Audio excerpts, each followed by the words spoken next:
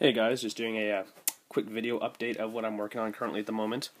So last time you guys saw me, or last time you got a video from me, I would just finish some of the artillery French infantry, and I was working on these, which were the conversions I was talking about. These were the hat Dutch line infantry that I converted into be British Guardsmen. So basically all I did is I just took sharp X-Acto knife, and I just cut and sort of angled up the shako, like cut the plume off and angled up the shako, so that at least from distance, it can pass as a waterproof covered Belgique shako that the guardsmen have worn.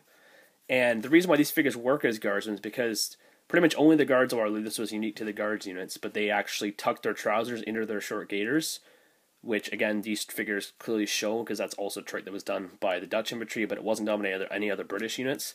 So these figures pass quite well as guardsmen. This is just a select sort of group which can be kneeling, basically to receive cavalry, and what hopefully will be a square. But yeah, I mean, these figures work fine. They don't have the lace, sculpted onto the front of the tunics, but that can easily be remedied with paint, and from a distance you really can't notice it. I mean, the backpacks work fine as typical British style. They have the cylindrical water canteens, which again paint up. And yeah, I mean, they look fine, I think, especially from a distance. And again, I've kind of said before, the variety of figures available for British units or for British figures is really limited, especially with the hat, but it's a war set not seem to be available right now. And so I kind of want a bit of variety. I don't want to have all my figures exactly the same.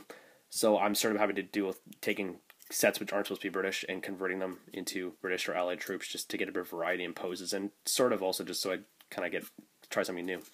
So that's them. And then something I actually didn't show you guys. I think it was in my video, but I didn't show you. These figures here.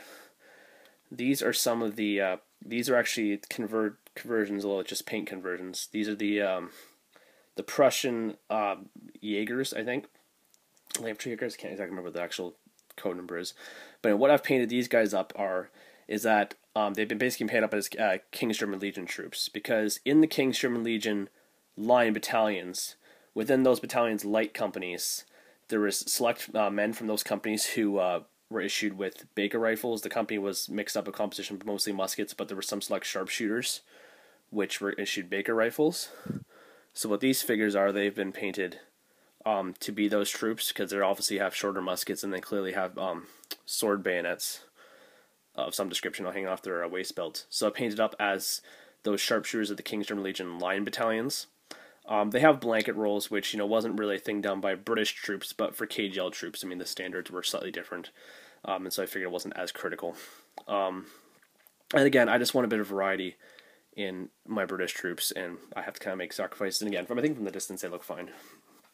In terms of what I'm working on right now that's in front of you, these horses are horses of the pack, the hat pack, the Grenadiers of Cheval. So the mounted horse grenadiers of the Imperial Guard Cavalry. This is 3 packs worth, so 36 horses. The figures to be mounted on top are soon to follow up after this. Right now I'm just working on painting the horses. The horses in this unit were all black, or varying shades of black. It was one of the more uniform units in terms of the horses for the French cavalry. So these figures have all been primed in black, obviously to make my life a lot easier. But obviously, as you guys know, with primer doesn't get everywhere, so I had to still touch up a little bit of black, but again, having most of it covered certainly saved time. So they've all been primed in black. I will obviously do some dry busting and various shading to try and get a bit of muscle definition with blacks, with the black horses, but it's hard with black horses, and again, with this quantity, it's not as noticeable, but I will make a little effort to do a bit of shading and stuff. So they've been painted in black and touched up. They've also had the blue painted on the saddle cloth. And right now I'm just adding some more detail into the saddle cloths. The uniform references and guides and illustrations of these troops are a little misleading. It shows that this highlights of the saddle cloth, it kind of varies. In some illustrations it looks like it's kind of like a yellowy orange. In some illustrations it looks like it's a pure orange. So I just kind of picked one. I don't like the look of pure orange. It's kind of ugly and really stands out in my opinion, especially on Napoleonic troops. So I went with a Vallejo yellow ochre, which is sort of a more orangey yellow. Certainly more on the red side of the yellows that are available. So I think it's sort of a nice contrast. It doesn't stand out too much. So yeah, I'm painting those. They will be followed up. There was actually a thin line of red on the outside of the saddle cloths, which will be painted up. There was a a lighter brown leather actual saddle in the middle, and then the troops actually had their light gray cavalry cloaks rolled up on the back here. So I'll be painting a light gray cloak over top of the actual saddle cloths.